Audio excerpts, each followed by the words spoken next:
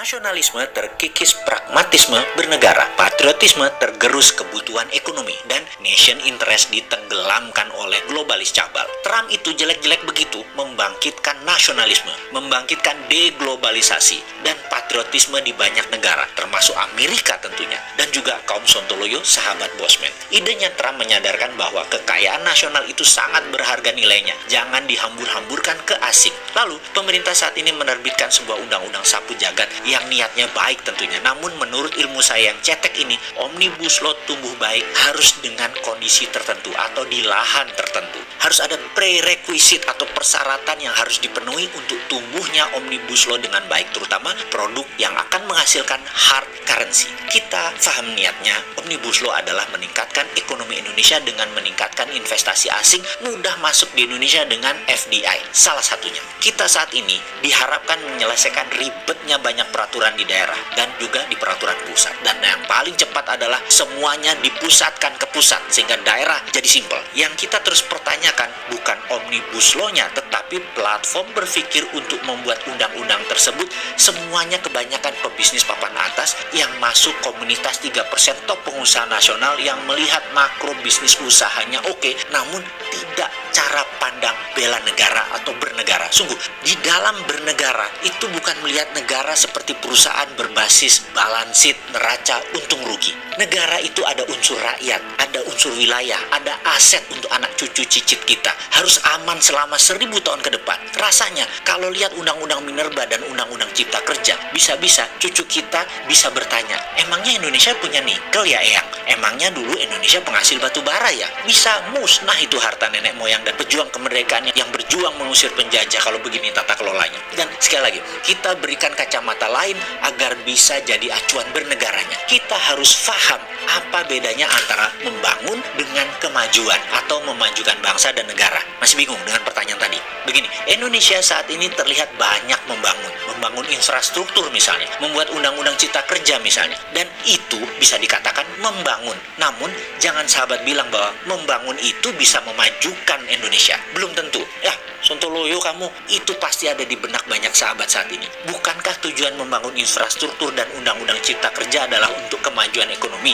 Demikian pasti ada sahabat yang berargumen. Apa jawaban saya? Iya, tapi belum tentu begitu. Kita harus melihat bagaimana dalam tanda petik cara Indonesia membangun dan dengan siapa dalam tanda petik membangunnya. Kita jelaskan sedikit pengandaian. Jika dalam rumah tangga, katakan Anda memiliki penghasilan 10 juta dalam 1 bulan. Lalu Anda mau membangun kamar tambahan dan ingin membeli 1 mobil lagi untuk kebutuhan keluarga.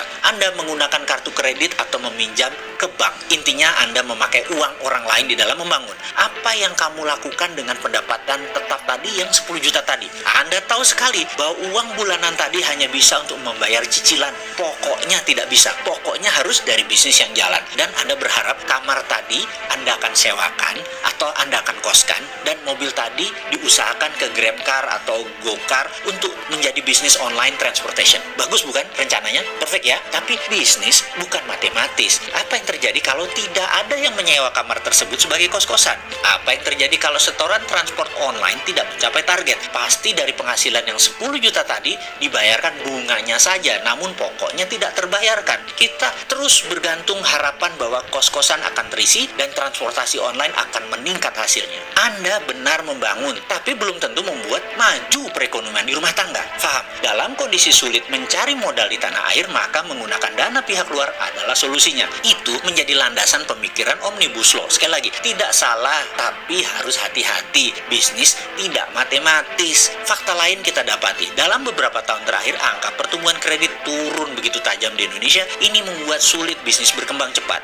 Bank biasanya belasan persen per tahun tumbuhnya di dalam penyaluran kreditnya. Alias, kalau dalam 1 tahun ada 1 triliun bank kasih kredit, tahun depannya harus naik 15% atau 1,15 triliun. Ini 1 triliun hanya pengandaian. Namun sejak tahun 2014 tumbuh kredit di tahun tersebut 11,58%. Lalu di tahun 2015 tumbuh 10,44%. Di 2016 tumbuh 7,87%. Di tahun 2017 tumbuh hanya 4,18%. 2018, 2019, sekarang cari sendiri deh, semua di bawah 10%. Di sebuah syarat ekonomi tumbuh di atas 7% seperti cita-cita waktu kampanye dulu yang sengaja tidak diingatkan lagi untuk pertumbuhan ekonomi nasional, maka maka kredit yang dikucurkan harus double, minimum 15%. Jadi keberhasilan pembangunan infrastruktur misalnya jadi tidak menunjukkan kemajuan. Lihat hasilnya, Indonesia saat ini apa? Resesi. Dan bisa-bisa kuartal ketiga juga masih minus. Dan amit-amit jangan sampai kuartal 4 juga minus. Oh, lupa. Ada alasan ya? Ada COVID ya? Oke, lanjut deh. Silakan pakai alasan COVID. Oke, ya.